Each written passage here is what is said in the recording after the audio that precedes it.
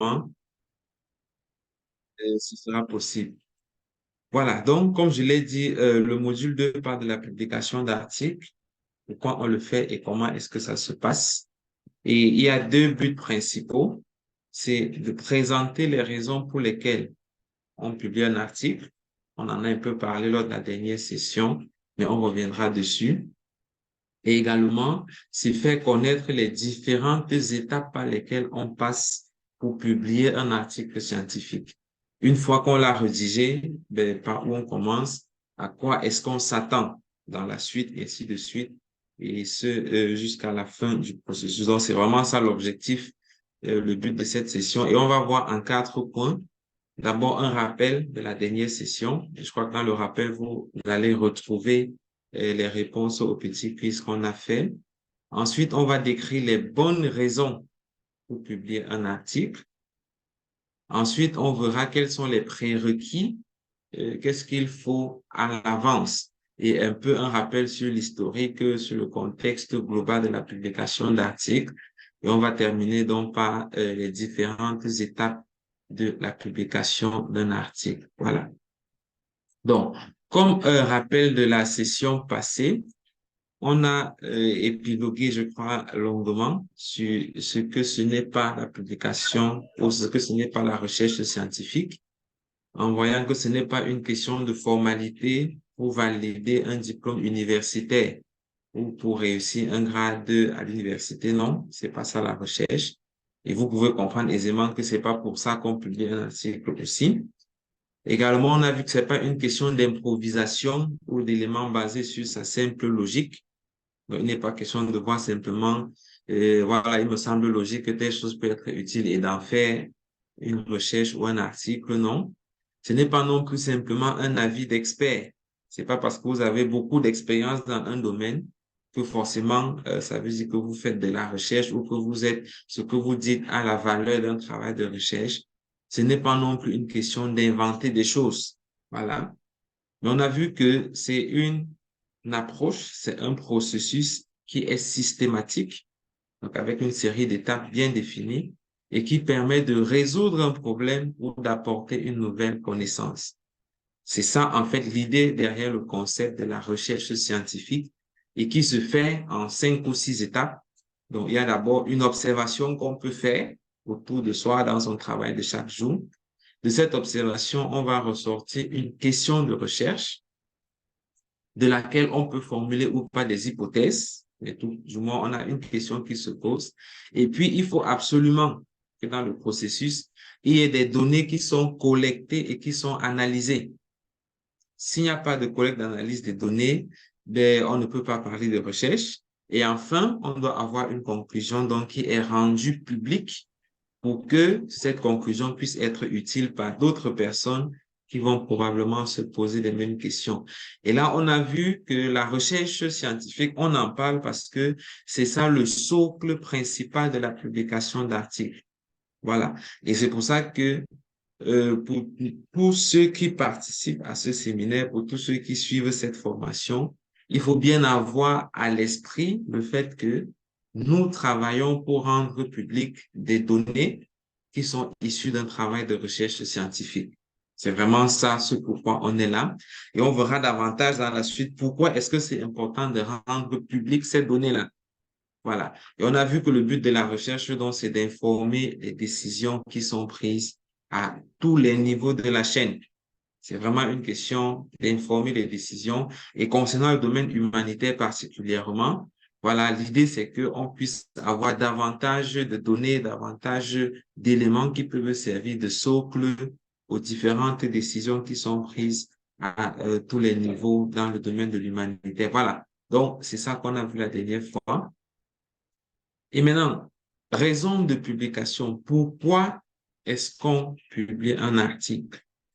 Et là, je vais laisser la parole, chaque personne, à tour de rôle probablement, ou du moins ceux qui veulent pouvoir bien s'exprimer ou écrire dans le chat.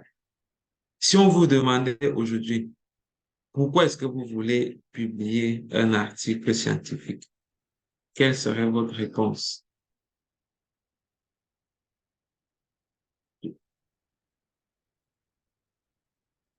Voilà, vous pouvez répondre dans le chat ou ouvrir le micro, c'est pareil.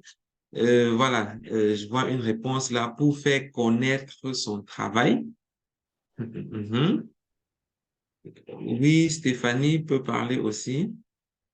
Bon, en fait, c'est ce que je voulais dire. C'était pour partager les résultats de ce qu'on on mène comme activité. Bon, peut-être la question derrière, c'est pourquoi tu veux faire partager? Ça sert à quoi de partager? Pour faire, déjà, un, pour faire savoir ce qu'on fait et deux, pour faire en profiter d'autres. OK, pour faire profiter d'autres personnes, pour faire savoir ce qu'on fait. Je vois quelques réponses là dans le chat aussi pour aider les décideurs à prendre les bonnes décisions. Mhm. Un outil d'aide à la décision, aide à la décision. Santana avait dit quelque chose aussi.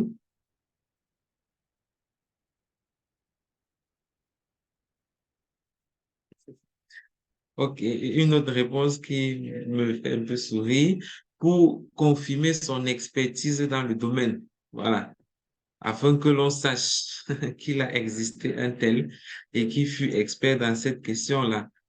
OK, pour améliorer la qualité de l'assistance. Améliorer, je comprends pas bien la qualité de l'assistance. Peut-être que Victoire peut ouvrir son micro pour expliquer un peu mieux. Victoire? Non, pas possible. OK. Pour contribuer à l'évolution de la science. OK, j'aime bien ces différentes réponses et j'ai envie de vous croire. J'ai envie de croire chaque personne. J'ai juste envie. Et je voudrais vraiment qu'on puisse, comment je vais dire ça, voir ça comme des choses réelles.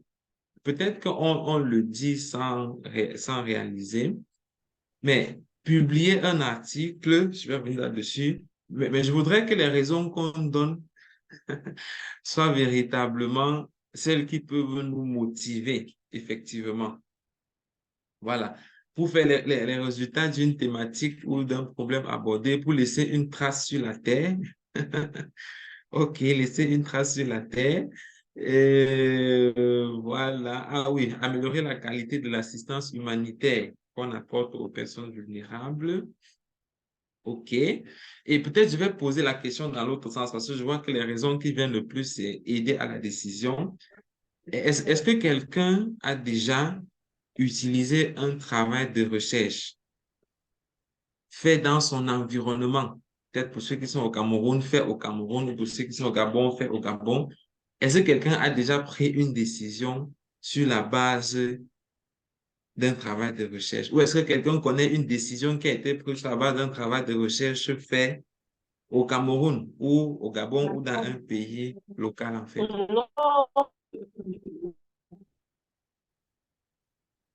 Est-ce que Santana veut répondre? Ah, Olinga, sa Non, je contribution n'a pas été due. Ah, d'accord. Désolé, je lis pour questionner les acquis, renouveler les façons de faire, renouveler les savoirs de façon à faire évoluer la science. OK, faire évoluer la science. Assez grande ambition, comme laisser une trace sur la terre, comme marquer son expertise et sa notoriété. Oui, Alaric a la parole. Bonsoir tout le monde. Euh, Bonsoir. comme, comme travail de recherche à l'hôpital général, j'avais initié une petite activité pour évaluer le volume de césariennes et d'accouchements par voie basse. Et j'avais fait des estimations journalières. Bon, j'avais essayé de faire des estimations journalières et j'ai comparé à d'autres structures hospitalières. Cela m'a permis de pouvoir adapter maintenant les commandes de produits. Donc, à partir de cette recherche, qu'on a pu réaliser la comparaison avec d'autres recherches qui ont été effectuées dans d'autres structures hospitalières, on a pu adapter la consommation de certains produits, notamment en gynéco ou en salle d'accouchement. C'était particulièrement pour le service d'accouchement. Voilà. OK. Merci beaucoup, Alaric. Merci pour ce partage d'expérience que je trouve très intéressant. Et ça me permet peut-être de soulever un point dont on n'a pas parlé la dernière fois, mais qu'il est important de relever. Voilà. De la définition qu'on a faite de la recherche scientifique la dernière fois, il faut distinguer ça, je dirais, d'un rapport d'évaluation, par exemple, ou d'un rapport d'activité, tout simplement. Et la principale différence va se situer au niveau de la méthode. C'est-à-dire, comment est-ce qu'on a abordé la chose pour arriver au résultat qui est présenté. En réalité, je crois que dans la plupart des activités qui sont faites, d'ailleurs, parfois c'est obligatoire, à la fin, il y a toujours un rapport d'activité qu'il faut présenter, en général, et qui va permettre donc de rendre compte de ce qu'on a eu. Même dans les services hospitaliers, dans les gestions des stocks et tout le reste, à la fin du mois, à la fin de l'année, on s'attend à pouvoir se dire, OK, on a eu telle quantité d'intrants, telle quantité a été utilisée, telle quantité est sortie, ainsi de suite. Ça donne des chiffres. Parfois, on peut en faire des tableaux, on peut en faire des graphiques. Mais malheureusement, jusque-là, ce n'est pas encore un travail de recherche. Ça, c'est un rapport d'évaluation, c'est un rapport d'activité, parce que derrière la notion de recherche scientifique, on l'a vu la fois passée, il y a la question que je pose au départ, il y a la méthode que j'utilise, qui doit être une méthode prédéfinie. Les méthodes sont connues, on en reparlera quand on va arriver sur la section méthodologie d'un travail de recherche. Par exemple, on va parler du type d'étude. C'était quoi le type d'étude que j'ai fait? On va parler de la procédure de collecte des données qui doit être clairement dite de manière reproductible. On doit parler de la méthode d'analyse de ces données qui doit être une méthode quantitative ou qualitative, ainsi de suite. Dans tous les domaines, ça s'applique.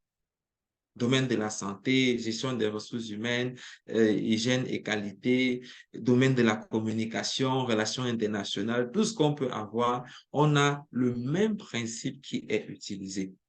Et c'est pour ça qu'à la fin, on aura un article scientifique qui va rendre compte de tout cela. Et donc, pour l'exemple de Alaric, je trouve que c'est très bien, mais ça m'a plus l'air d'une activité interne à un service hospitalier qu'un vrai travail de recherche scientifique. Encore que peut-être que ça aurait pu être reformaté pour ce cadre-là, mais je crois que c'est déjà bien d'avoir cet état d'esprit de se dire, je pars de ce que j'ai comme information, comme expérience dans mon environnement pour pouvoir donc rendre compte et utiliser cela. Et peut-être les raisons qui ne sont pas forcément évoquées, j'aime bien ces grandes ambitions de faire évoluer la science. Je dois avouer que c'est très ambitieux comme objectif, vu le niveau où la science se trouve à ce jour, parce que pour faire évoluer cette science, ça peut nécessiter beaucoup d'efforts. Mais l'idée que je veux surtout qu'on garde à l'esprit, et ça c'est peut-être la première raison que je vais évoquer là, comme les raisons pour lesquelles on doit publier un article, c'est essentiellement améliorer la pratique de chaque jour. Et je voudrais vous contaminer avec cette volonté-là, de se dire, je veux que ce que les gens font chaque jour puisse être amélioré. Je veux partager ce que j'ai découvert.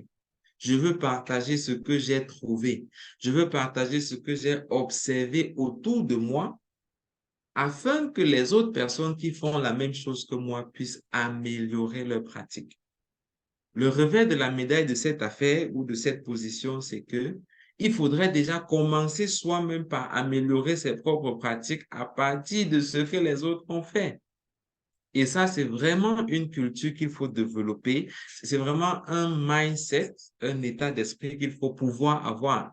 Et une fois qu'on a cet état d'esprit, on est plus à l'aise maintenant pour publier ce qu'on a trouvé soi-même. La plupart du temps, lorsqu'on parle de améliorer la science, on a l'impression que quand j'ai publié là, c'est comme une bouteille que je jette dans la mer. Vraiment, où ça va tomber chez qui, où ça va arriver à quel niveau. Bon, je m'en suis débarrassé, j'ai lancé ça quelque part et puis voilà, la vie continue.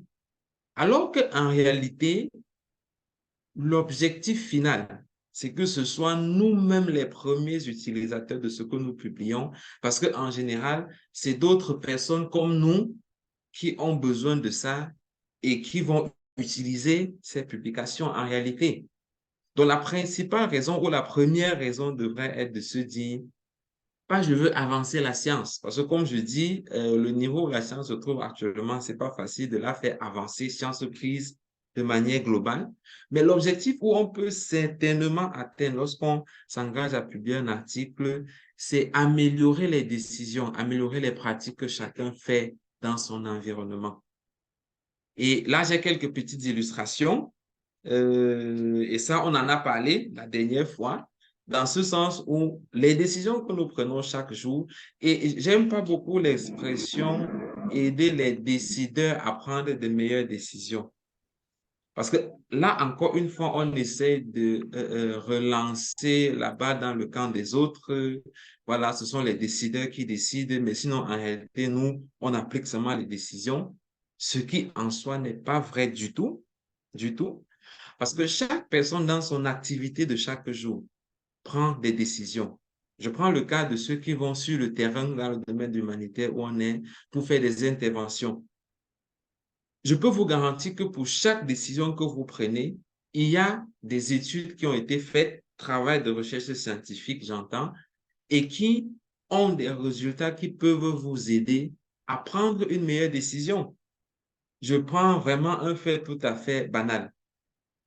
Quelle est la meilleure façon de s'alimenter lorsqu'on est sur le terrain, pour quelqu'un qui mène des activités de terrain? La plupart d'entre nous, on ne se dit même pas qu'on peut trouver une information prouvée par la science là-dessus. On va surtout se baser sur sa propre logique et après se dire non, il faut que les décideurs prennent les bonnes décisions à partir de la recherche. Alors qu'il suffit, par exemple, de savoir chercher et de trouver quelqu'un qui a dit, ben, je fais une étude pour voir quelles sont les façons de s'alimenter qui existent, quelles sont celles qui sont les meilleures, celles qui sont les moins bonnes. Et là, je peux prendre ma décision sur la base d'un travail de recherche. Et ça, c'est un cas plutôt pratique. Et on peut avoir beaucoup d'exemples comme ça dans chaque chose que nous faisons à notre niveau, avec des travaux que d'autres personnes de notre niveau ont rendus publics aussi. Et ça va nous permettre donc d'améliorer les décisions. Et une fois qu'on entre dans ce système de fonctionnement-là, on est un peu plus à l'aise, en fait, avec l'idée de dire, ben, je peux moi aussi rendre public des choses qui sont utiles et qui vont aider les gens à prendre des décisions éclairées là où ils se trouvent. Et là, j'ai quelques exemples là que vous pouvez voir dans le domaine de la santé. Surtout, il y a un article là, par exemple, qui rendait public en 2011 une nouvelle méthode de diagnostic du diabète qu'on appelle l'hémoglobine glyquée. Donc, ce sont des chercheurs, ce sont des médecins, des cliniciens, pour la plupart, on peut voir la MD, qui ont développé une nouvelle façon de diagnostiquer le diabète à l'hôpital et qui ont choisi de rendre public dans un article. Et aujourd'hui, ça fait partie des méthodes de standard, des méthodes les plus performantes pour diagnostiquer le diabète. Et donc, eux, ils ont, par exemple, amélioré la pratique à travers la publication qu'ils ont faite, non seulement dans leur hôpital, dans leur pays, mais finalement dans le monde entier. Et mon souhait, ce que je veux vraiment vous faire passer comme message ici, c'est que lorsqu'on dit communiquer, publier pour faire changer, aider les décisions, il ne faut pas voir ça chez les autres, mais il faut voir d'abord chez soi-même. Moi, je publie parce que j'en ai besoin, parce que d'autres personnes peuvent également euh, utiliser autant que moi j'utilise. Et c'est ça dont l'objectif premier qu'on a lorsqu'on s'engage dans le chantier de publier un article scientifique.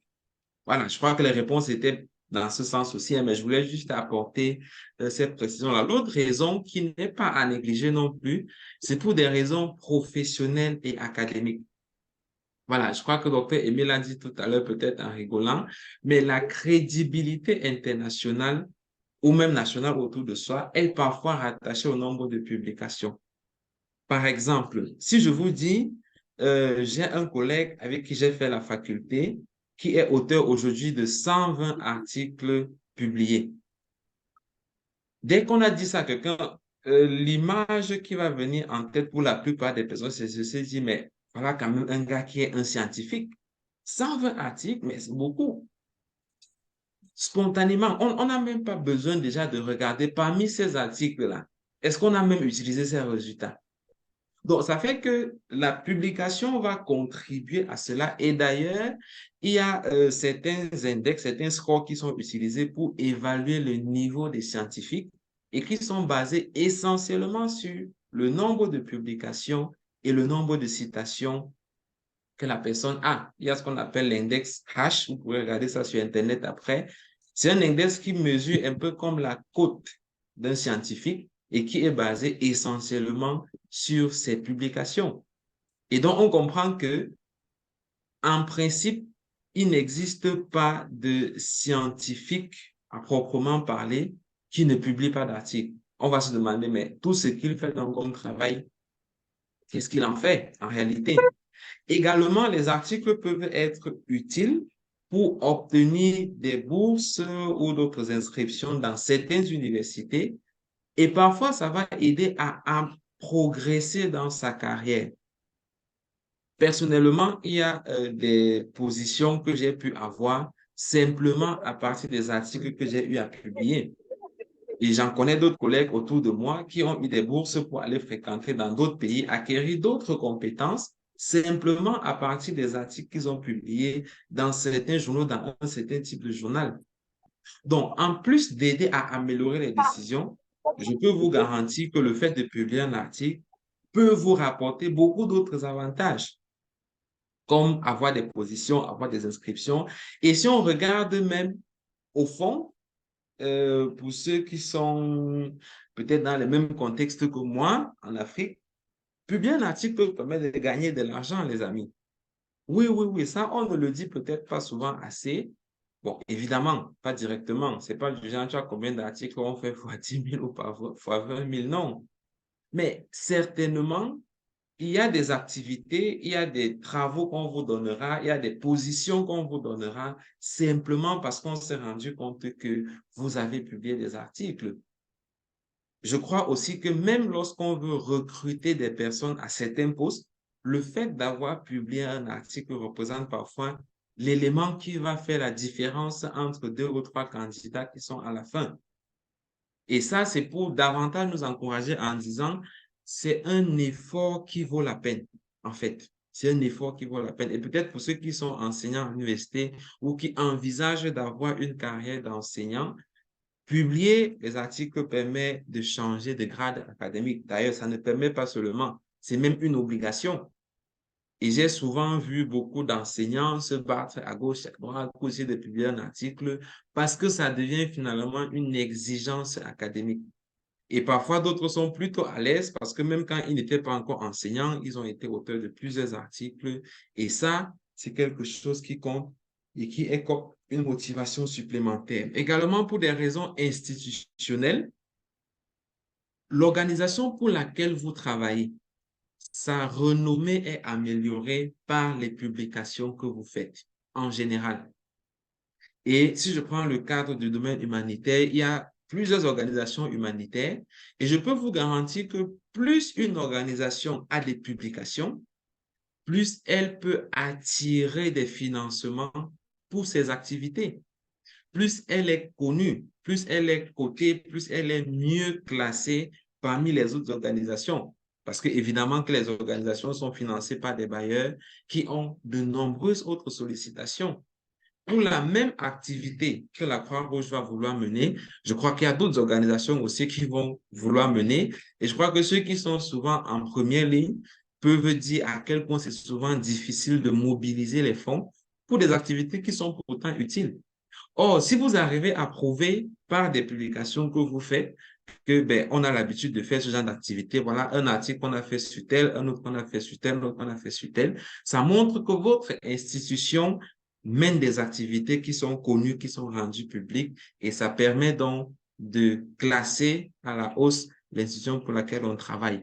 Et je crois que ça fait partie des raisons pour lesquelles la Fédération internationale de la Croix-Rouge peut organiser ce genre de formation en étant bien conscient de ce que, au-delà de l'amélioration des décisions qui sont prises, la valeur de l'institution se trouve également améliorée par les articles qui sont publiés.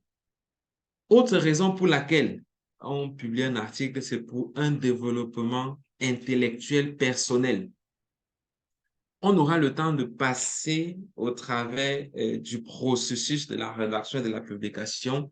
Vous verrez que c'est quelque chose qui est challengeant sur le plan intellectuel et qui améliore votre raisonnement critique, qui améliore votre raisonnement logique, en fait, en partant de la conception de l'étude même, la conception du travail de recherche qu'il y a à faire, ou pour ce qui sera pour la plupart d'entre vous, en partant de la réorganisation des données que vous avez déjà eu à collecter pour en faire un vrai travail de recherche, de l'analyse logique qu'il faudra faire des informations qui ont été collectées, de la rédaction, de l'organisation, de la restructuration, de l'expression, que ce soit orale ou écrite. Tout ça rentre dans l'exercice en fait de la rédaction, à tel point que si quelqu'un veut développer ses aptitudes scientifiques globalement, je peux lui conseiller, mets-toi sur un chantier d'un article scientifique. Quand l'article sera publié, tu n'auras pas eu besoin de faire un cours quelconque, tu auras amélioré ton niveau. Et un autre élément que ça va travailler dans le développement personnel, c'est la persévérance. On en reparlera tout à l'heure lorsqu'on va voir les différentes étapes de la publication. Il faut persévérer. Et tout ça se développe, se travaille pendant qu'on rédige un article. Également, les compétences d'organisation personnelle et d'atteinte de ses objectifs. Parce que la rédaction, c'est un processus qui est parfois très itératif. Il faut faire et refaire et refaire et refaire et se fixer des limites et pouvoir les atteindre dans ces limites-là. Donc, au finish, c'est un processus qui nous aide à améliorer nos compétences personnelles au-delà même de tous les autres avantages qu'on a pu évoquer précédemment. Et enfin, je vais terminer là-dessus, il y a une certaine satisfaction personnelle qu'on retrouve dans la publication d'articles. Et je me rappelle toujours la première fois que le premier article dont je suis auteur a été publié, ça doit faire 6 ans maintenant. C'est vraiment un sentiment de fierté et d'accomplissement personnel qu'on a. Et ça, je n'ai même pas vu ça dans les raisons, mais je crois que pour la plupart des personnes, je peux me tromper là-dessus, mais c'est mon avis, c'est parfois la première raison, sincèrement. Et j'en veux pour preuve le fait que nous-mêmes, on ne prend pas les décisions sur la base de la recherche. Donc, on ne peut pas supposer que notre raison première, c'est que les autres vont prendre des décisions sur la base de la recherche. Mais il y a vraiment ce sentiment de fierté personnelle de pouvoir se dire, ben voilà un article dont je suis le premier auteur, voilà un article dont je suis parmi les auteurs. Et je crois que ce sentiment de fierté parfois est un bon carburant pour nous motiver lorsque vient la tempête, lorsque vient le doute, de se dire, tiens, ben, ne serait-ce que pour cette raison-là, on pourrait voilà, se lancer dans le travail. Bon, quelqu'un qui n'a pas bien capté la 5e raison, je vais revenir là-dessus. Ah, désolé, erreur de numérotation. C'est en fait la 5e raison ici, c'est pas la 6e, voilà. Donc, c'est un peu ça en fait les raisons. Je crois qu'il peut en avoir d'autres, mais voilà à peu près les éléments qui nous motivent à vouloir publier un article, les éléments qui nous amènent à vouloir se dire, je vais faire ce travail, je vais investir ce qu'il faut en termes de temps, en termes d'énergie, de sacrifice et arriver à atteindre cet objectif-là à la fin. Maintenant, attention à ceci, il faut bien trouver l'équilibre. Le concept de publish or perish, ça, c'est quelque chose qui a fait beaucoup de bruit, surtout dans le milieu universitaire à un moment donné, où on s'est finalement retrouvé avec des personnes qui voulaient tellement publier, parce que c'est comme si quelqu'un ne publiait pas, il devait simplement mourir, il ne devait pas exister. Et les universités ont contribué à aggraver ce problème, en fait.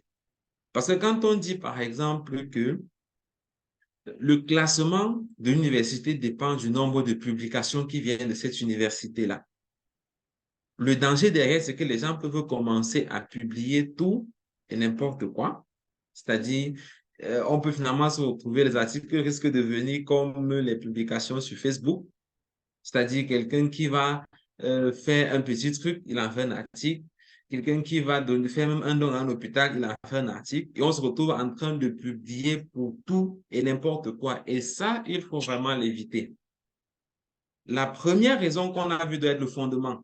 Les autres vont venir simplement compléter autour, mais il faudrait qu'à la base, quand je m'engage à dire je veux publier un article, qu'on soit vraiment dans l'optique, qu'on soit vraiment dans la mentalité de se dire, voilà les raisons pour lesquelles je veux le faire, voilà les bonnes raisons, et je crois qu'il y a suffisamment de bonnes raisons. Donc, faisons attention à ne pas vouloir juste publier pour exister, publier pour ne pas périr, publier pour être également vu.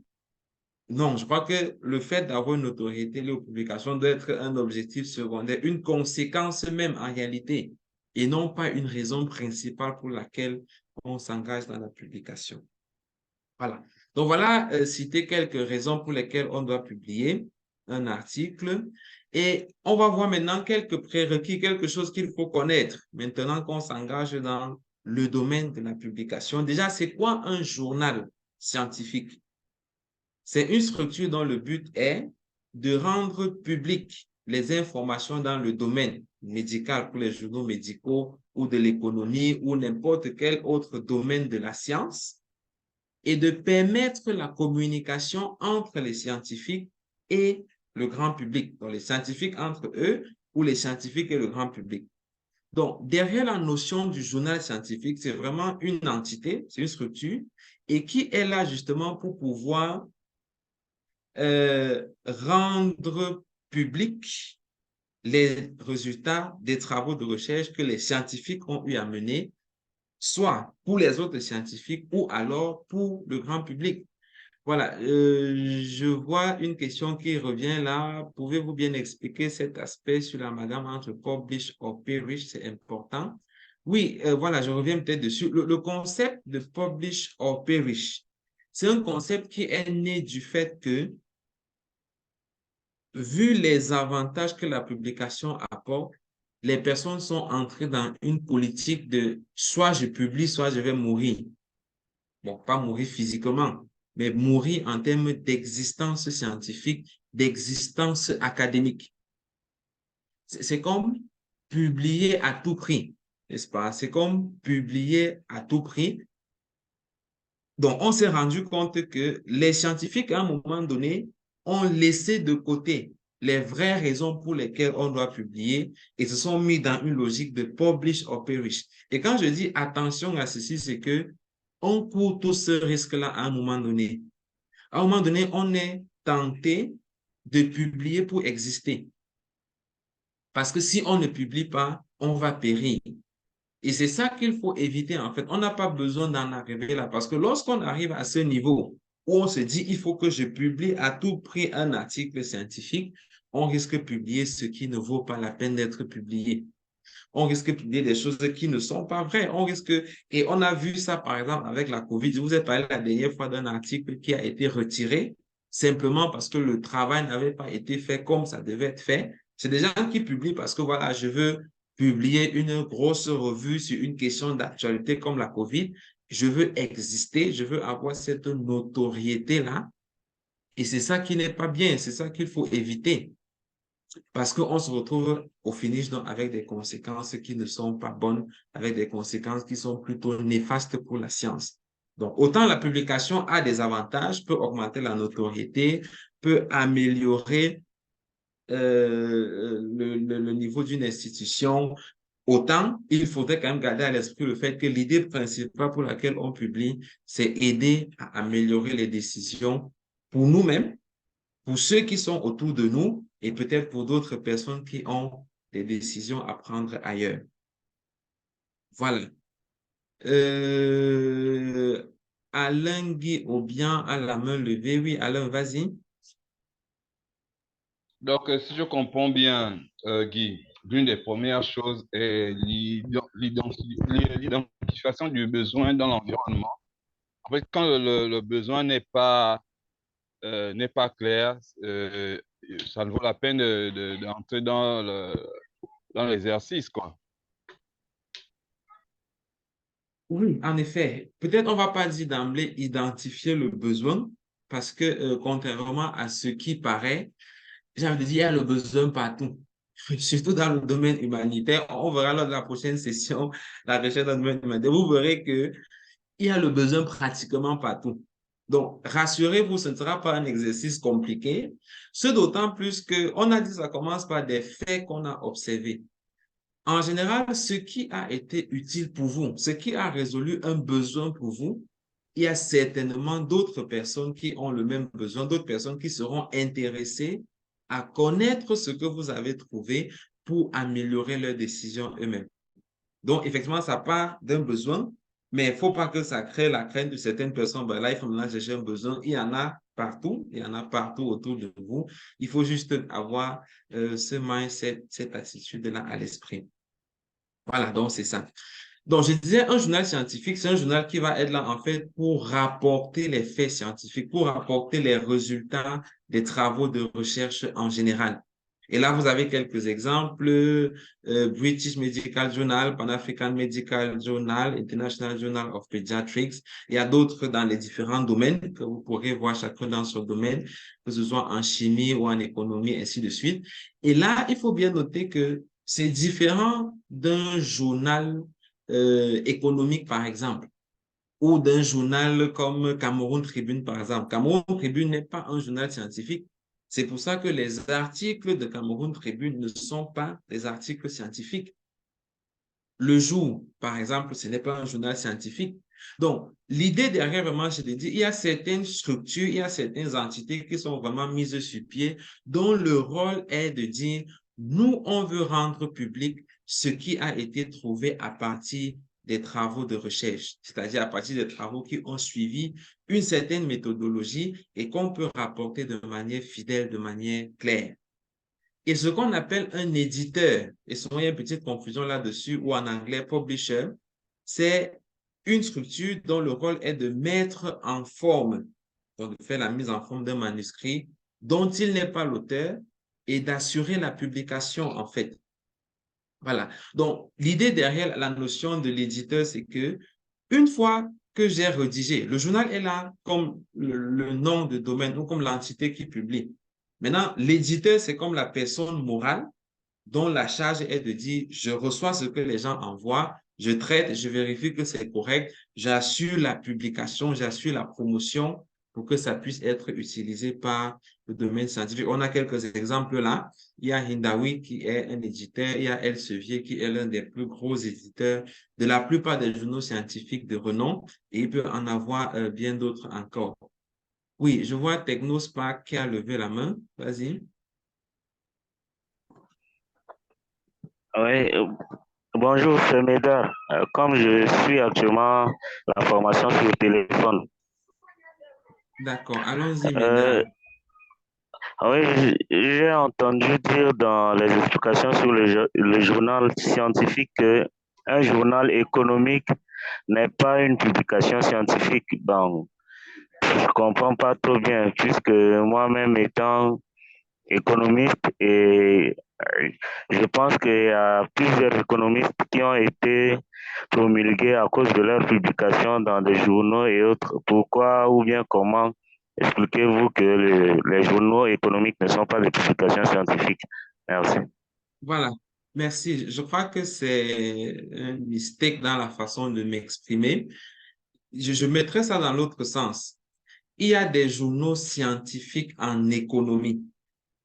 Je prends un exemple, Jeune Afrique Économie, par exemple, c'est un journal d'économie qui rapporte des faits d'économie, mais qui n'est pas un journal scientifique. Je voulais juste dire dans le sens où il y a beaucoup de journaux qui sont spécialisés dans certains domaines, mais qui en soi ne sont pas des journaux scientifiques. Je peux prendre un autre exemple dans le domaine de la santé, il y a un journal qu'on appelle Éco-Santé, qui rapporte des faits scientifiques, qui rapporte des faits dans le domaine de la santé, mais qui n'est pas un journal scientifique. Donc, je veux juste lever l'équivoque sur le fait que ce n'est pas, par exemple, parce qu'un journal rapporte des chiffres en économie que ça devient un journal scientifique. Mais l'idée derrière, vraiment, c'est que le journal scientifique va rendre public les travaux de recherche qui peuvent justement être des travaux de recherche en économie. Voilà, donc je crois que la clarification est levée là-dessus. Et je disais tantôt, l'éditeur, c'est celui qui a la charge de rendre, mettre en forme, qui gère le journal en quelque sorte. Et souvent, un éditeur peut avoir plusieurs journaux, parfois spécialisés dans certains domaines, ainsi de suite. Voilà. Et c'est important d'avoir cette distinction parce que souvent, lorsqu'on est dans le processus de publication, on va écrire à l'éditeur. C'est-à-dire, je vais adresser une lettre à l'éditeur pour lui dire, ben voilà, monsieur l'éditeur, j'ai fait un travail, je pense que ça devrait vous intéresser. Et connaissant que vous avez des journaux, je vous propose de rendre public mon travail que j'ai fait là dans votre journal. Bon, bien sûr, je caricature le langage, c'est pas exactement comme ça qu'on écrit, mais l'idée derrière, c'est ça en fait. L'éditeur est comme le propriétaire du journal. C'est comme le gars qui a construit son tableau dans le village, et le tableau lui appartient. Et si quelqu'un veut que le village lise ce qu'il a écrit, ben, il vient voir le propriétaire du tableau, il discute avec lui, le propriétaire voit est-ce que c'est intéressant, et puis il colle sur son tableau. Donc, l'éditeur met en forme et il assure la publication de l'article une fois qu'il est validé et qu'il est prêt. Voilà. Également, autre chose à comprendre, un article scientifique lui-même, je crois qu'il faut qu'on en parle un peu pour comprendre vraiment qu'est-ce que nous, on veut produire, qu'est-ce que nous, on veut rendre public. Donc, c'est un rapport qui est écrit et qui est publié, décrivant de manière précise et concise un travail scientifique original. Voilà. Donc, il faut que ce soit publié pour qu'on parle d'un article scientifique. Le but de l'article, c'est de le rendre public. Contrairement, par exemple, à un rapport d'évaluation qui n'est pas destiné forcément à être publié. Il y a des rapports qui sont des rapports internes, qui sont d'ailleurs parfois classés confidentiels, mais un article scientifique n'est pas classé confidentiel, c'est vraiment destiné à être rendu public. Et l'article décrit en fait de manière précise et concise. Ça, c'est important. Un rapport d'enquête peut, par exemple, avoir 60 pages, 80 pages. Mais un article scientifique en général, si on regarde au sens strict les éléments qui rentrent dans l'article même, parfois ça peut être 3 pages, 4 pages, 5 pages. Et après, il y a les autres choses qui viennent compléter autour, références et tout le reste. Mais si on prend vraiment les sections qui concernent l'article même, souvent c'est quelque chose de précis et de concis et qui rapporte en fait un travail scientifique. La notion d'original, c'est le fait que c'est quelque chose qui est nouveau. C'est quelque chose qu'on n'a pas encore fait avant, qu'on n'a pas encore rendu public avant. Et on verra un peu plus tard dans la rédaction comment est-ce qu'on arrive à montrer que ce que je suis en train de faire, c'est un travail scientifique qui est original et dont les articles scientifiques, évidemment, sont publiés par les journaux scientifiques.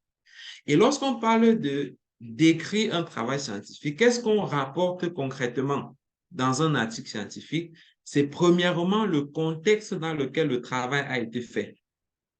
Donc, il faut que j'explique aux gens ce que je veux vous présenter là. Je l'ai fait dans tel contexte particulier. Et dans ce contexte, voici le problème qui s'est posé et qui m'a amené à vouloir faire ce travail. C'est ça qu'on raconte dans un article scientifique en fait. Ensuite, je dois présenter aux gens quelle est la méthode que j'ai suivie. Et ça, par exemple, j'ai remarqué que dans les rapports d'activité, souvent, on n'a pas d'exigence sur la méthode. Quelqu'un va juste dire, on a eu un projet où il fallait assister les réfugiés dans le nord-ouest, par exemple. On avait pour objectif d'assister minimum 1000 réfugiés, d'aider 100 enfants à aller à l'école, ainsi de suite. Il va dire à la fin, voici ce qu'on a trouvé. Du moins, voici ce qu'on a eu comme résultat. Sur les 1000 qu'on devait voir, on a eu 2500, ainsi de suite. Donc, dans le rapport d'activité, par exemple, on n'est pas tenu de raconter sa méthode. Alors que dans un article scientifique, la méthode doit être clairement décrite. On doit savoir qu'est-ce que tu as fait, comment tu as procédé pour arriver à ce que tu vas nous donner comme résultat. Et c'est donc ce que nous allons, pendant les 3-4 prochaines semaines, apprendre à faire pour avoir un article scientifique donc, qui est correct. Également, il faut rapporter dans les résultats qu'on a obtenus et finir par une discussion qui va souvent renseigner sur l'utilité. Finalement, ces résultats vont servir à quoi? Et là, on a un schéma qui illustre à peu près les différentes sections, les différents éléments qui rentrent d'un article scientifique. Voilà, je vois une question là qui revient. Je crois qu'on reviendra dessus. Vu qu'un article est publié dans un journal scientifique, est-ce que je peux citer ou conseiller quelques journaux selon les domaines? Santé, sécurité alimentaire, économie, etc. Voilà, on a une session, si vous regardez l'agenda précisément sur le choix du journal. Donc, on parlera en long et en large. Comment est-ce qu'on choisit le journal? Quels sont les différents journaux qu'il y a? Et juste pour vous mettre un peu la puce à l'oreille, très souvent, on a plutôt l'embarras du choix, en fait. Donc, la difficulté n'est pas dans le sens de je ne connais pas de journal, mais souvent plutôt comment je fais pour choisir. Parce que rien que dans le domaine de la santé que je connais le mieux, on a au minimum 12 000 journaux scientifiques qui publient des travaux de recherche dans le domaine médical. 12 000. Et j'ai d'ailleurs un fichier qui répertorie tous ces journaux. Et ça, ce sont même uniquement les journaux qui sont indexés. On verra plus tard ce que c'est l'indexation. Donc, c'est vraiment une panoplie de journaux qui existent. Et souvent, la crainte de comment je choisis se voit très vite changer en la crainte de comment je fais pour choisir parmi toute cette panoplie-là. Donc, on reviendra dessus. Et donc, je disais, dans un article scientifique, on aura très souvent cette organisation-ci. Il y a ce qu'on va appeler pendant les préliminaires. Donc, le titre, l'auteur, l'abstract, les mots-clés, patati, patata. Souvent, c'est ça la dernière chose qu'on va faire, en général, parce que c'est pas ça le plus important. Dans l'article lui-même, l'encadré que vous avez en orange là, très souvent, on a l'introduction. Et c'est ça qui répond à la question du pourquoi, comme j'ai dit précédemment. Donc, au moment où vous pensez article scientifique, ayez à l'esprit le fait que quand on va entamer la rédaction, vous devez pouvoir expliquer pourquoi vous faites ce que vous avez fait là. Pourquoi vous faites un article? Pourquoi est-ce que c'est important de faire la recherche que vous avez eu à faire? Quel est le problème qu'il y avait? Quel est le besoin que vous voulez résoudre à travers ce travail de recherche ou cet article que vous voulez rendre public? Et c'est souvent en cela que l'introduction va consister. Après, il y a la partie qu'on appelle la méthode, où on va décrire donc comment est-ce qu'on a procédé, how, comment est-ce qu'on a fait concrètement. C'est là-dedans qu'on va voir, par exemple, OK, c'est quoi le type de l'étude que vous avez fait? On va voir, par exemple, c'est quoi les données que vous avez utilisées? Est-ce que c'était des entretiens? Est-ce que c'était des données de registres? On va voir comment est-ce que ces données ont été obtenues. Voilà, je peux faire une recherche sur la sécurité des personnels des organisations humanitaires sur le terrain. Je peux avoir enquêté, j'ai posé des questions aux gens, que ce soit ceux qui assurent la sécurité ou les volontaires eux-mêmes ou l'administration, ainsi de suite. Je dois expliquer aux gens comment est-ce que j'ai obtenu les informations que je suis en train de vouloir présenter. Et vous comprenez tout de suite que je serai rapidement interpellé sur est-ce que ma méthode est bonne? Et c'est pour ça que justement, la recherche scientifique a la valeur que ça a. C'est pour ça qu'on peut se baser dessus pour prendre des décisions, parce que la personne aura dit clairement comment il a fait pour obtenir le résultat qu'on a à la fin. L'article va nous renseigner également sur le résultat qu'on a effectivement obtenu. Donc, c'était quoi la réponse à la question qu'on a posée au début? C'est quoi la solution qu'on a trouvée donc au problème qui a été posé? Et enfin, on va souvent terminer par une discussion et une conclusion. La discussion, en fait, revient à montrer l'importance de mon résultat, montrer en quoi est-ce que c'est utile, pourquoi est-ce qu'on doit considérer ce que je suis en train de dire, en quoi est-ce que ça peut être utilisé. Ce que je viens de dire, c'est la question de so what? Tu as trouvé ça, et puis quoi? Et qu'est-ce qu'on en fait? Et vous comprenez tout de suite que, certes, on a parlé de pouvoir rendre public ce qu'on a fait pour aider à la décision, mais il y a un travail de fond à faire là derrière. Et c'est ça qui donne toute la valeur à l'article scientifique, en fait. Il y a un travail de réflexion, de se dire, OK, maintenant que j'ai trouvé ça, qu'est-ce qu'on en fait? Maintenant que j'ai trouvé ça, so what, comme on dit en anglais. n'est-ce pas? Mais on aura l'occasion, rassurez-vous, de revenir sur chaque section en détail, comment est-ce qu'on rédige, comment est-ce qu'on formule les phrases et ainsi de suite, pour à la fin donc avoir un article scientifique de qualité. Et souvent, il y a ce qu'on peut appeler des annexes aussi, les références et d'autres matériaux qu'on va ajouter là, les remerciements, les conflits d'intérêts, les contributions de chaque auteur, ainsi de suite, qui rentrent en annexe. Mais le corps principal de l'article, c'est introduction, méthode, résultat et discussion avec la conclusion. Je vais prendre l'exemple d'un article que nous avons publié pour que ce soit davantage concret, ce qu'on est en train de dire, pour que vous voyez clairement à quoi ça ressemble. Voilà. Et ça, non, c'est pas encore ça ici, permettez. Non. OK, voilà. Nouveau partager. Très bien. Donc, voici un exemple d'un article scientifique.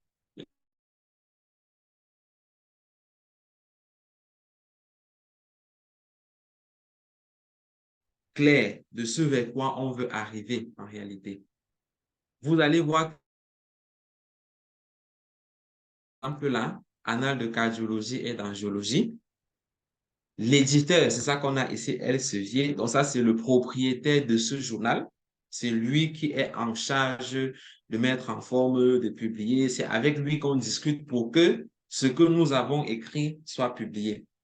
Et comme je disais, on a la première partie là qui est comme des préliminaires, le titre, les noms des auteurs, l'abstract ou le résumé en français et en anglais. Donc toute cette première page, voilà, c'est comme l'habillage, c'est comme l'entrée en matière pour cet article-ci. Après, on a dans l'introduction ici, qui, on va pas rentrer dans le détail de la lecture, mais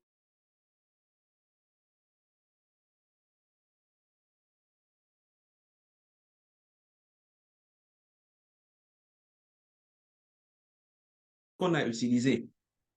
Qui sont les participants qu'on a interrogés? Comment est-ce qu'on a collecté les données sur ces participants-là? Quelles sont les analyses?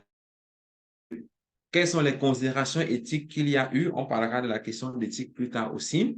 Les données, comment est-ce qu'on a analysé? C'était quoi l'endroit où on a fait la collecte des données? Donc, en fait, on décrit concrètement comment est-ce que notre étude s'est déroulée sur le terrain. Ensuite, on rapporte les résultats. Par exemple, on a eu 60 personnes qui avaient tel âge, qui avaient ceci, qui ont répondu de telle ou telle façon. Et nos résultats, souvent, on va les présenter sous forme de tableaux, qu'on pouvait voir là, ou sous forme de graphiques, qu'on pouvait voir également là. Et c'est en fait ça ce que nous avons trouvé comme réponse à la question ou au problème qui s'est posé au départ. C'est ça la section des résultats. Et après, il y a dans la partie de la discussion, comme je disais tantôt, où on va revenir sur les résultats qu'on a trouvés, expliquer un peu ces résultats et dire en quoi est-ce que ces résultats peuvent être utiles pour d'autres personnes qui auront le même problème que nous, on a eu et qui nous a amené à faire ce travail de recherche ici. Et à la fin, donc, il y a les annexes, comme disait, remerciements, références et tout le reste là. Et vous voyez que sur 4 pages, on a rendu compte d'un travail de recherche scientifique, on a rendu public les résultats d'un travail de recherche scientifique et d'autres personnes peuvent le consulter, peuvent l'utiliser et peuvent prendre des décisions dans leur pratique de chaque jour sur la base de ce que nous avons trouvé dans ce travail de recherche-ci. Donc, voilà un peu à quoi ressemble un article scientifique, à quoi ressemble ce vers quoi nous sommes en train d'aller en organisant ou en faisant ce séminaire. Très bien. Donc, je reviens là pour qu'on continue avec les autres points. C'est ça l'article scientifique. Et je vais revenir un peu sur quelques faits historiques pour qu'on voit qu'en fait, ce dont nous sommes en train de parler, ce n'est pas, on ne parle pas du sexe des anges, on ne parle pas des choses qui sont abstraites, ce n'est vraiment qu'une histoire de nous, personne d'autre ne sait de quoi on parle, non. Ça fait plus de 350 ans que le premier article a été publié, du moins en tant qu'article scientifique. Là, on peut voir l'année, c'était en 1665.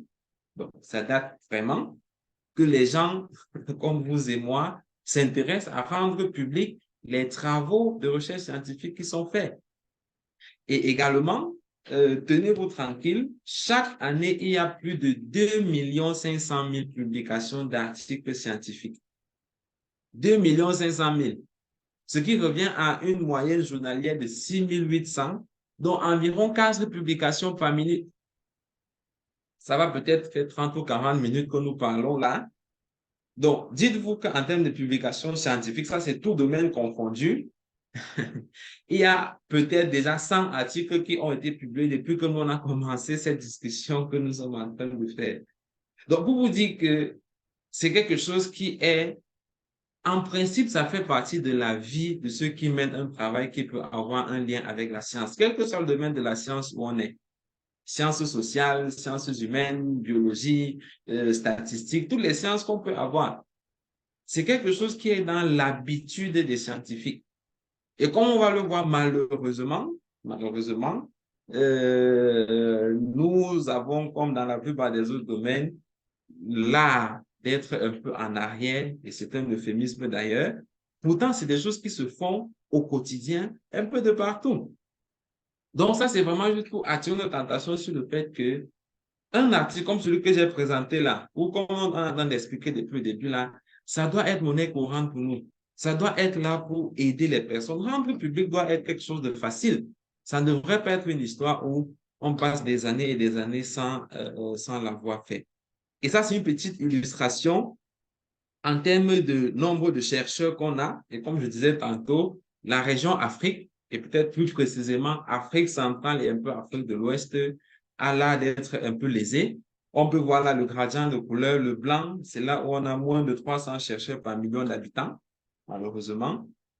Et on voit bien que dans les autres zones, c'est complètement coloré parce que les gens font énormément de la recherche. Et faire de la recherche, ce n'est pas vraiment quelque chose d'universitaire, comme on l'a vu la dernière fois. Ce n'est pas seulement dans le cadre universitaire, mais même dans vos travail de chaque jour, là où vous vous trouvez, vous faites un travail de recherche, ce qui va améliorer ces chiffres. Et en termes de publication même en Afrique, on va se dire que tout le monde n'est pas au même niveau. Voilà, ça c'est le nombre de publications par million d'habitants. Et pour ceux qui sont comme moi au Cameroun, on va voir que nous, on est quand même en arrière. Et la plupart des pays qui ont des grosses publications, c'est les pays de l'Afrique australe, parce que là-bas, ils travaillent beaucoup. C'est les pays de l'Afrique du Nord, un peu moins. Les pays de l'Afrique de l'Est aussi. Et globalement, c'est les pays, en fait, de la zone anglophone qui ont le plus de publications.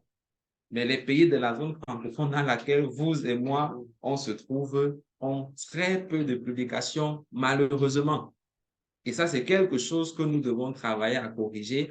Parce que le revers de la médaille, c'est que quand bien même je vous dis, il faut aller chercher des informations, de la recherche pour prendre des décisions.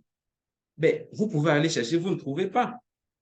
Pas parce que ça n'a pas été fait, mais simplement parce que ça n'a pas été rendu public, parce qu'on n'a pas publié suivant une méthode scientifique qui peut vous aider, qui peut éclairer la décision que vous êtes en train de vouloir prendre.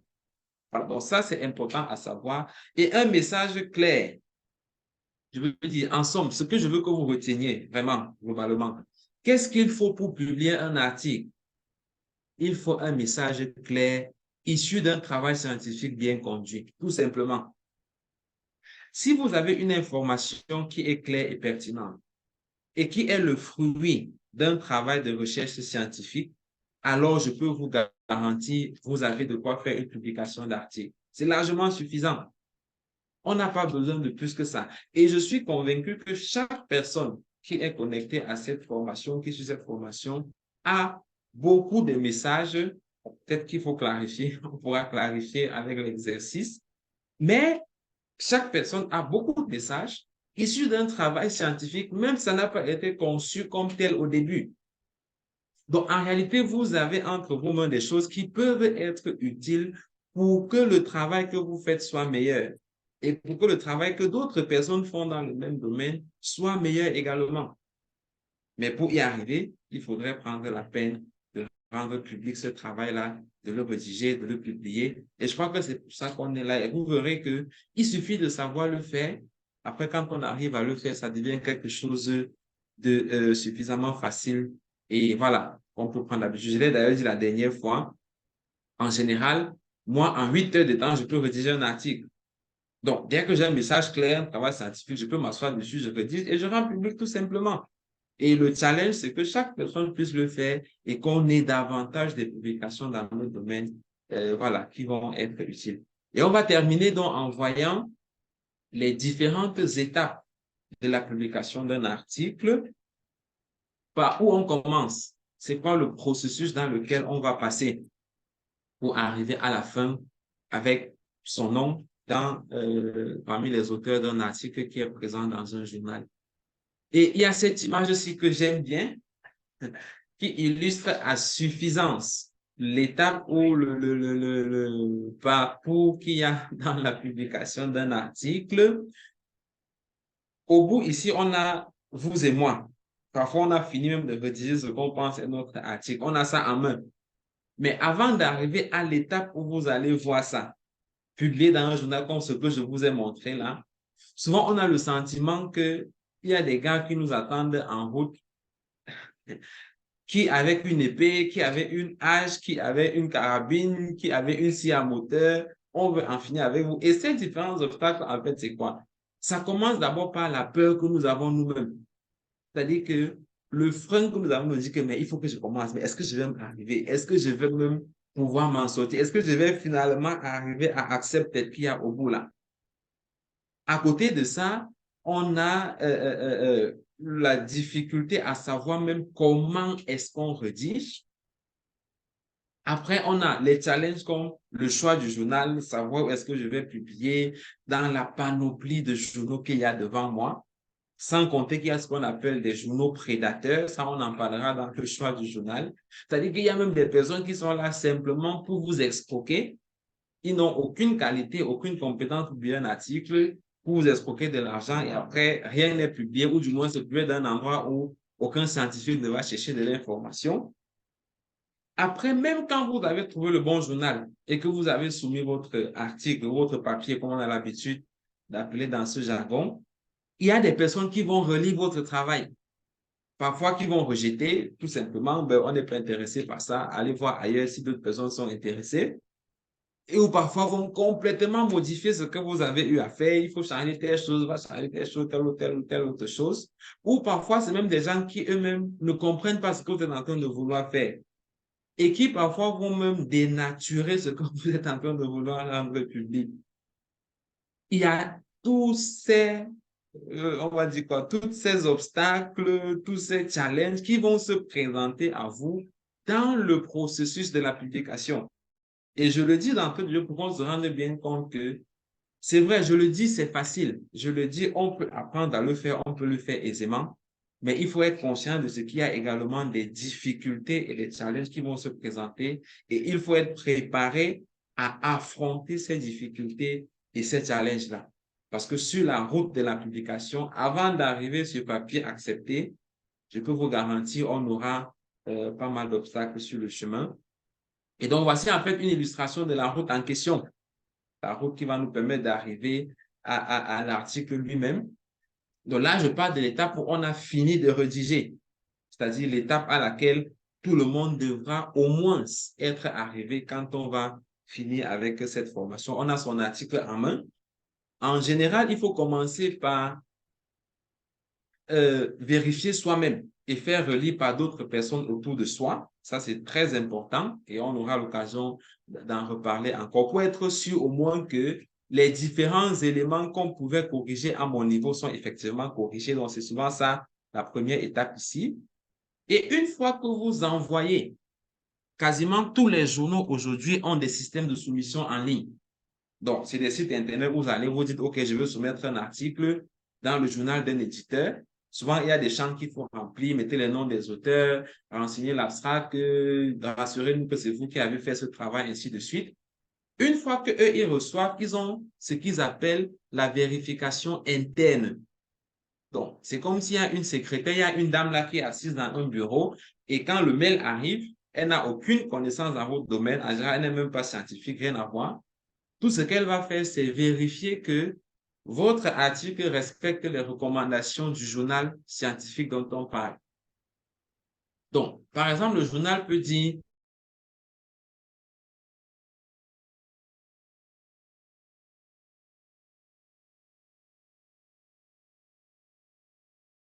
Il faut que dans votre article, il y ait les différentes parties suivantes. Je dois avoir une introduction, je dois avoir une méthode, je dois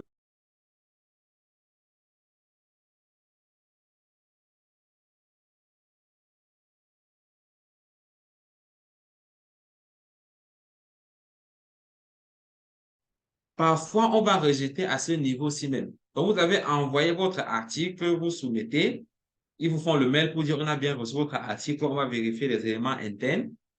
Et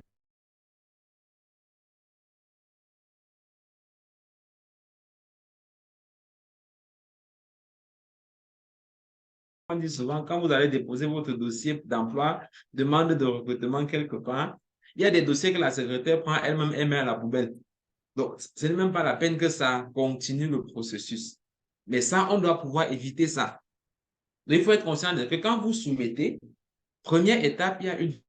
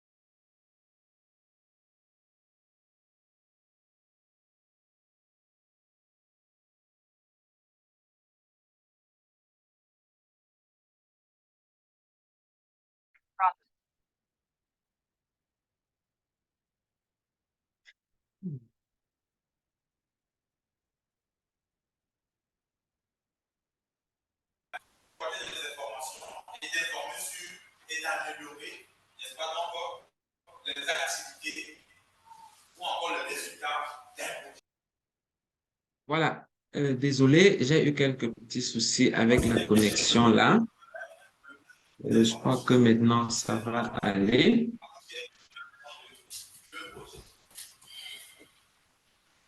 Voilà. Donc, lorsqu'on soumet son article, en général, la première étape, le premier niveau, c'est il y a l'administration du journal qui vérifie si vous respectez ne serait-ce que les critères de base qui ont été définis.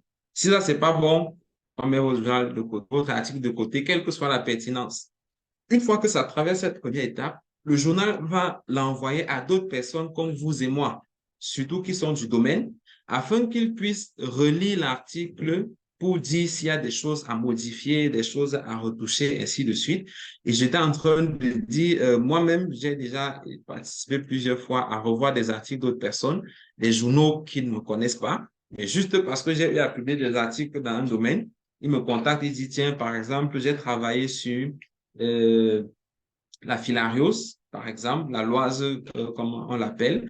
Et puis, quand on soumet un article sur la loise, on dit, tiens, il y a quelqu'un qui a déjà rendu public un travail scientifique là-dessus.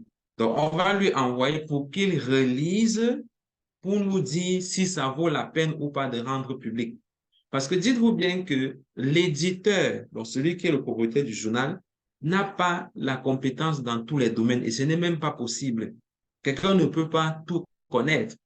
Et ce qui est aberrant, c'est que parfois, ce sont même des gens qui sont même pas du domaine, qui sont juste des gens qui aiment la science, qui ont décidé de créer un journal et d'ailleurs parfois même un but lucratif et donc qui ne connaissent même pas quoi vous parler.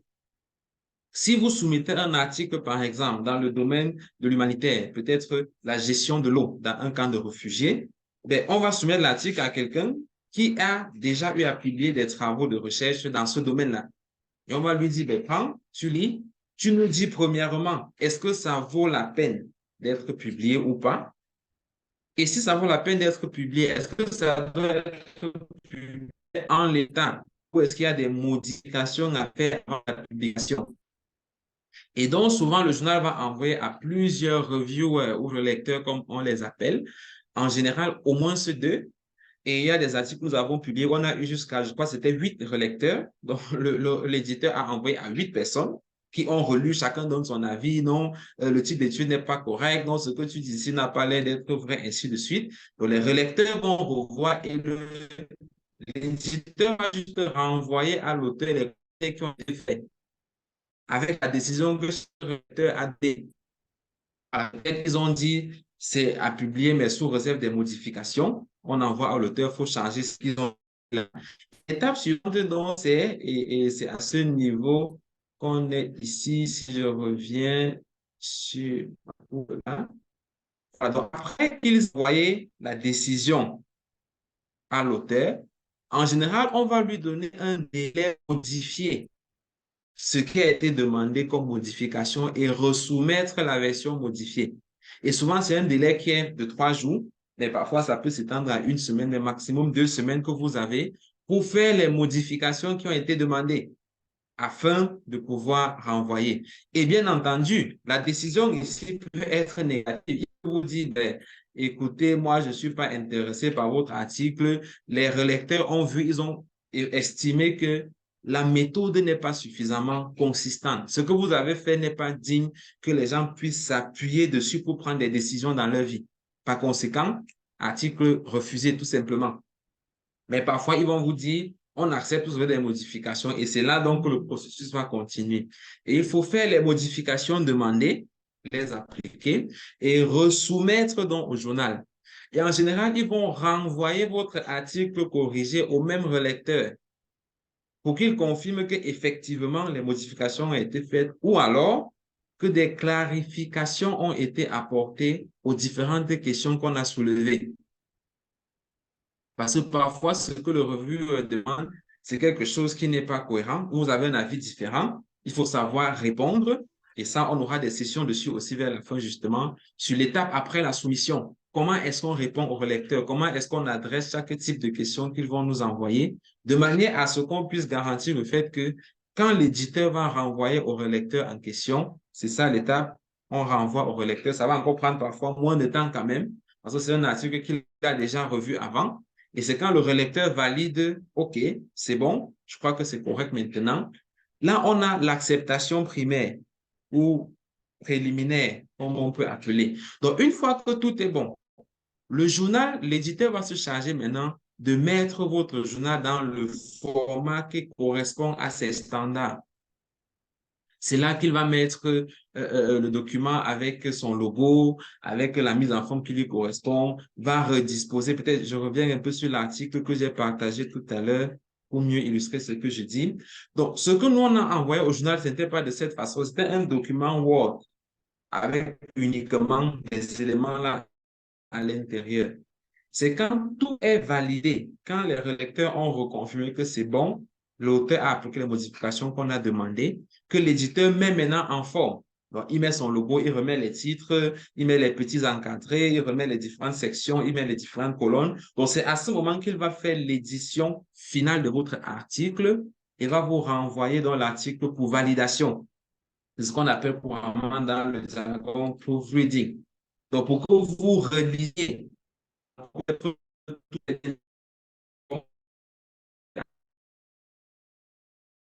quand vous ça et on peut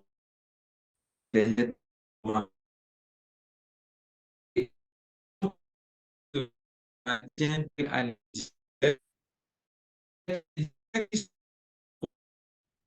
pour ça que l'éditeur avec des relecteurs qui sont avec des gens qui n'ont pas des employés qui l'a suivi pour aller voir si ça a une valeur scientifique. Et là,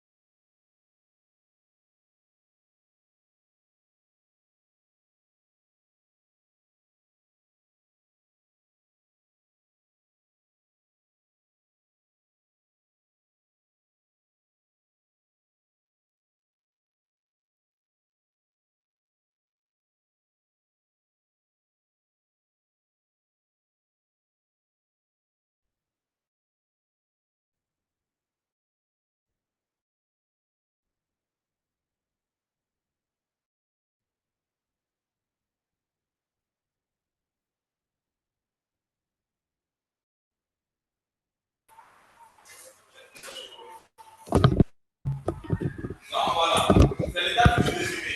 Et puis, comme le testament d'un projet. Il y a des questions. Il y a des questions.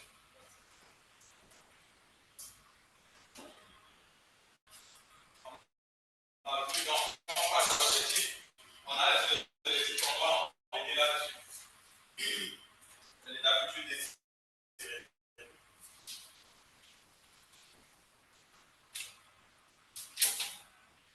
les composants de l'équilibre. Dans les composants des objectifs que le projet doit garantir afin d'atteindre les objectifs globaux. Et les composants peuvent être vus comme les objectifs spécifiques. Les sous-objectifs.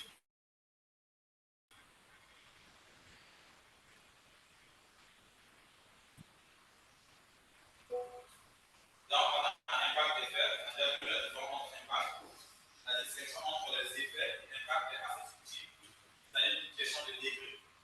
Donc, les effets se vont sentir le plus vite possible. Et c'est des incidences directes produites par une action. Donc, directement, on sent les effets.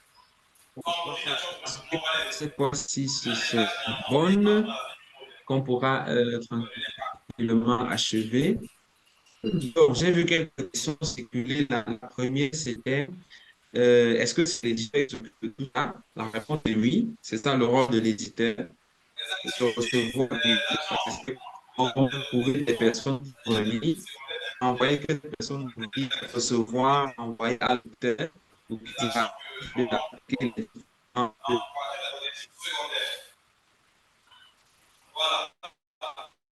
Est-ce que c'est possible de couper le micro de Taou?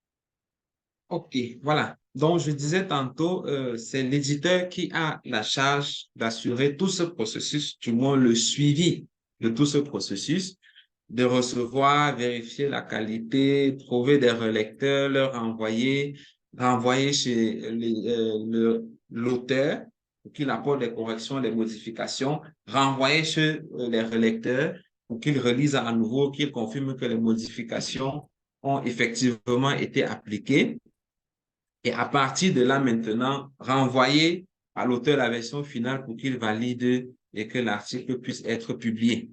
Et c'est ça, en fait, le processus par lequel on passe lorsqu'on veut publier un article. Très bien. Également, je vois une autre question. Toute cette architecture appartient à l'éditeur, oui. Autre question que j'ai vue là, dans notre entourage, vont-nous pas nous créer un tel environnement? Voilà, effectivement, qu'il y ait des journaux scientifiques dans notre environnement, dans notre contexte.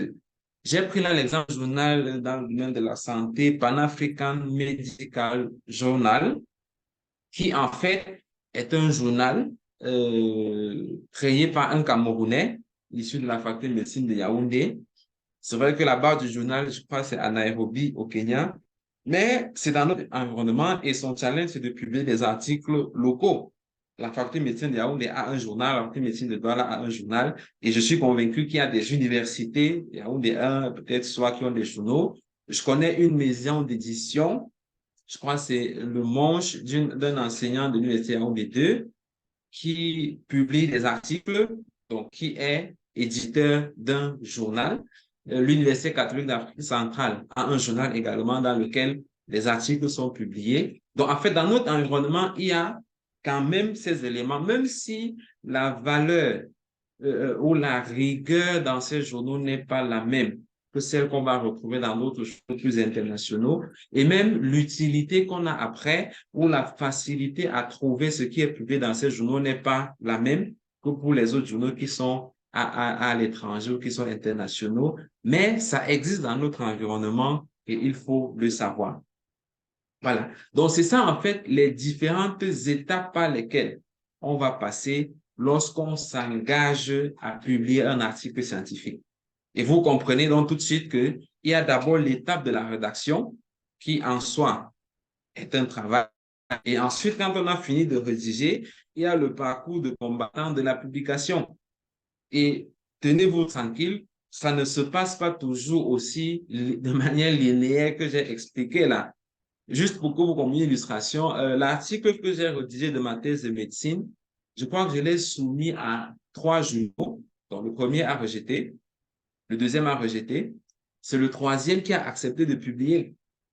Et ceci vous permet de comprendre, en fait, en général, quand on rejette, ça ne veut pas dire que ce que vous avez écrit n'est pas utile ou n'a pas de sens. En tout cas, ce n'est pas toujours le cas.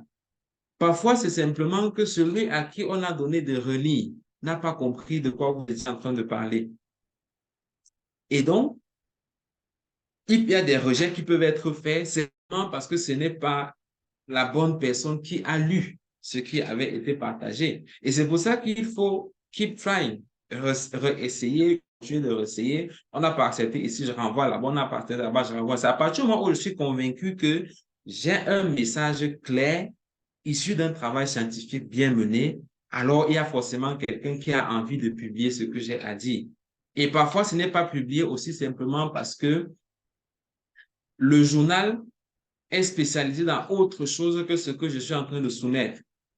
Si, par exemple, j'ai un journal qui est spécialisé dans les questions d'hygiène et d'assainissement, et je lui envoie un article à publier sur le traitement du paludisme, il risque de rejeter mon article dès la recette parce qu'il va se dire, ben, tiens, ça ne cadre pas avec l'objectif pour lequel j'ai créé mon journal et donc il va simplement le rejeter. Donc, il y a tellement de raisons de rejet comme cela et parfois les délais que j'ai mentionnés ne sont pas toujours les mêmes, c'est pas toujours aussi calé que ça. Il est arrivé des fois où, et je connais un article comme ça avec certains aînés, où on a soumis un article, c'est 1 an après que le journal a répondu. C'est-à-dire l'article est soumis, on attend, on attend, on attend. C'est 1 an plus tard qu'il dit, ben, tiens, j'ai accepté, je vais publier votre article. Voici la version finale. Est-ce que vous êtes d'accord pour ça? On a dit, OK, on valide. Et puis, l'article a été publié. Et il y a tous ces aléas donc qu'il faut avoir à l'esprit qui rentrent derrière le processus et dont il faut être conscient au moment où on entre dans le processus des différentes étapes de la publication d'articles. Et donc, je vois une autre question là. Un article peut-il être le résumé d'un mémoire, de master d'une thèse? Ne disons pas le résumé, parce qu'un article en soi n'est pas forcément un résumé, mais un article peut être le compte rendu d'un travail de recherche fait dans le cadre d'un master ou d'une thèse. Et d'ailleurs, l'un des challenges que nous avons au BMR, c'est d'amener les gens qui font les mémoires et les thèses à publier leurs travaux comme articles scientifiques. J'insiste comme article scientifique parce qu'il y a des travaux de thèse qui peuvent être publiés comme livres. Là, c'est autre chose. Il faudra les techniques de la rédaction littéraire, des romans et tout le reste.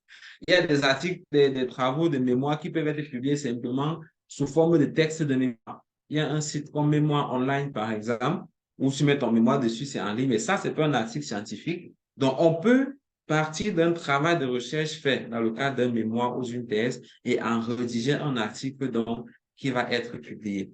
Maintenant, est-ce qu'il y a des cas de plagiat pour des publications scientifiques dans le cadre de thèse? Et si oui, que deviendra un article jugé de faire l'objet de plagiat? Est-ce qu'il y a des cas de plagiat? C'est quasiment impossible quand même. Je crois que impossible d'abord parce que je ne pense pas que quelqu'un puisse être suffisamment courageux pour essayer ça, vu toutes les conséquences qui peuvent être attachées à ça. Comme je l'ai dit, la plupart des journaux, quasiment tous même, ont une soumission en ligne. Et tous ont les outils pour détecter le plagiat. Je veux dire, si je soumets un article et que c'est plutôt le travail de quelqu'un d'autre qui est déjà publié, que je suis en train de prendre pour vouloir publier, mais tiens, voici un article qui est même disponible en ligne, qui a exactement les mêmes éléments que celui que j'ai inventé. Et la conséquence, comme je l'ai dit, va être drastique. Ça veut dire qu'à chaque fois que tu vas vouloir soumettre un journal, dès que tu envoies, on te répond le soir, vraiment, nous sommes désolés, on ne veut pas publier vos articles. Tu envoies le deuxième, le soir, on te répond parce que tu auras été mis sur une liste noire qui fait que tu ne peux plus publier un article. Donc, toute personne qui veut exister en science peut même pas avoir le courage d'essayer ça. C'est pour ça que Je ne crois pas qu'il existe des vrais cas de plagiat comme on peut voir pour les thèses ou les mémoires. Le bémol avec les mémoires ou les thèses, par exemple, c'est que la plupart des universités, surtout en Afrique, n'ont pas ces outils-là. On va prendre une thèse qu'on a faite en Inde sur l'utilisation des moustiquaires. Je viens à l'université de Tchang. Je dis que vraiment, voici ma thèse que j'ai faite. Bon, il y a peu de chances qu'ils m'attrapent parce qu'eux n'ont pas de moyens de vérifier. Contrairement aux articles où tout se passe en ligne et à la moindre erreur, on va rattraper la personne. À tel point que on peut même s'auto-plagier. C'est-à-dire qu'on n'a même pas le temps de prendre un certain pourcentage de son propre travail, de son propre acte qu'on a. De manière à ce qu'il y a même certains auteurs qui on a apposé la mention de plagiat parce qu'on ne veut pas qu'ils utilisent les mêmes styles de phrases. Or, humainement parlant, c'est plus difficile parce que l'habitude étant ce qu'elle est, souvent quand on a parlé de certaines façons, on aura toujours tendance à parler de cette façon-là. Donc, c'est souvent peut-être dans ces petits cas-là qu'on peut dire, bon, celui-ci a redit ce qu'il avait déjà dit dans l'autre article dont il est encore l'auteur et on va lui demander, OK, il faut reformuler ça. Donc, ça n'est pas l'air de la même chose. Mais du genre, quelqu'un a travaillé d'une autre personne déjà publiée, je crois que ça, c'est vraiment très peu probable. Voilà. Donc, voilà les éléments qu'il faut avoir à l'esprit concernant les étapes de la publication d'un article. Et pour finir donc avec la session d'aujourd'hui, il y a un article que je vous recommande de lire. Je vais vous l'envoyer. L'objectif, et peut-être que je ne l'ai pas dit la dernière fois, de cette lecture recommandée, c'est déjà que vous revoyez davantage la structure d'un article et que vous compreniez les enjeux, l'importance de la publication dans le domaine humanitaire. Donc, c'est un article intitulé La recherche en santé pendant les crises humanitaires. Un impératif global urgent. C'est un article en anglais avant que vous nous posiez la question, mais vous pourrez vous servir des outils en ligne dont j'ai parlé la dernière fois pour traduire et pour pouvoir exploiter le contenu. Mais je l'ai trouvé très intéressant. Ça permet vraiment de, je veux dire, d'acheter la cause de pourquoi est-ce que c'est important de publier les travaux que vous faites. Et j'espère que ça pourra davantage vous motiver. Voilà, donc qu'on puisse continuer le parcours ensemble. Également, tout à l'heure, on vous enverra dans le groupe et puis par mail aussi le questionnaire des 5 petits quiz pour vérifier qu'on s'est bien compris pour la session d'aujourd'hui. Et il y a quelque chose qui est marqué en rouge là. Je vais bien expliquer, je vais insister dessus. Il faudrait que, permettez, donc il faudrait que vous puissiez nous envoyer je vous indiquerai les voies tout à l'heure, une base de données qui va permettre d'exercice pour les autres étapes qu'on aura. Parce que je vous l'ai dit tout à l'heure, il faut avoir un message clair à communiquer. Et comme vous avez pu le remarquer lors de la session d'aujourd'hui, certes, on a dit qu'il faut publier, mais vous voyez qu'avec le processus par lequel on va passer, si ce que vous voulez publier n'est pas scientifiquement solide, personne ne voudra publier ça. Et donc, il vaut mieux qu'on fasse une bonne analyse des données que vous avez pour être sûr qu'au moment où on va s'engager à publier, on ne pourra pas nous apposer la mention données de mauvaise qualité. Et quand je parle des données ici, je le redis, c'est toute forme de données que vous pouvez avoir eu à collecter et qui peuvent être utiles pour publier un article scientifique et pour rendre compte d'un travail de recherche qui a été fait. Donc, il faut nous envoyer la base de données au plus tard mercredi de la semaine prochaine. Parce que la semaine suivante, on va entrer en plein dans la rédaction d'articles. C'est avec la même adresse mail avec laquelle nous communiquons souvent que vous allez l'envoyer. Mais je vais donner quelques précisions sur le format, comment ça doit se faire. Mais dites-vous déjà que avant la semaine prochaine, il faudrait que vous ayez envoyé la base de données. Nous, on va faire l'analyse des données pour vous, pour être sûr qu'on passe rapidement sur cette étape-là et que quand on va commencer à rédiger les articles, vous ayez déjà le matériau principal qui est le message à communiquer dans les résultats et c'est sur ça donc qu'on va construire. Également, je l'ai dit au début, mais je le redis encore, nous tenons à ce que vous suiviez ces cours et que vous soyez assidus. Ce qui fait que la présence lors des lives ou le fait de suivre les replays est obligatoire pour avoir l'attestation à la fin. Les 2 premières sessions qu'on a eu le dernier cours et celui-ci, je dirais, c'était un peu comme le test pour bien accueillir les personnes, pour bien recevoir. Mais à partir de la prochaine session, nous allons non seulement noter les présences au cours, et donc il y a une collègue qui va souvent se connecter à un moment au hasard comme ça, souvent vers le début et vers la fin, pour noter les noms de ceux qui sont présents. Et ceux qui ne sont pas présents, on a mis en place un système pour vérifier que les personnes regardent effectivement le replay. Et c'est sur notre plateforme formation.bmr-africa.com. Je crois qu'on a déjà créé les identifiants pour tout le monde. On vous a certainement envoyé ça par mail. Et donc, à partir de la semaine prochaine, les replays seront plutôt sur la plateforme.